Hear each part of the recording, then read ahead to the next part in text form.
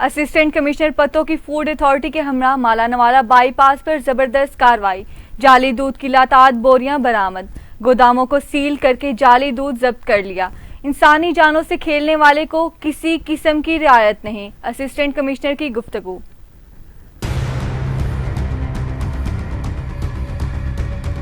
پتو کی حساس اداروں کی نشاندہی پر ملتان روڈ پر فوڈ اتھارٹی اور اسسٹنٹ کمشنر پتو کی اسامہ شہرو نیازی کی کئی سال پرانی خشک دودھ کے 3 گوداموں پر چھاپا، سینکڑوں کے حساب سے جعلی دودھ کی بوریاں برآمد کر لی گئی۔ اس موقع پر اسسٹنٹ کمشنر کا میڈیا سے گفتگو کرتے ہوئے کہنا تھا کہ منافع اور 3 سالوں سے انسانی جانوں سے کھیل رہے تھے، جن کے خلاف یہ کارروائی کی گئی۔ جعلی دودھ کی بوریوں کو ضبط کر لیا ہے اور 3 گوداموں کو سیل کر دیا گیا ہے۔ ایسے لوگوں کے لیے کسی قسم کی رعایت نہیں دی جائے گی اور ان کے خلاف قانونی کارروائی کی جائے گی۔ اس موقع پر شہریوں نے اس کامیاب آپریشن کو سراہا اور اسسٹنٹ کمشنر پتو کی اور فوڈ اتھارٹی کی ٹیم کا شکریہ ادا کیا۔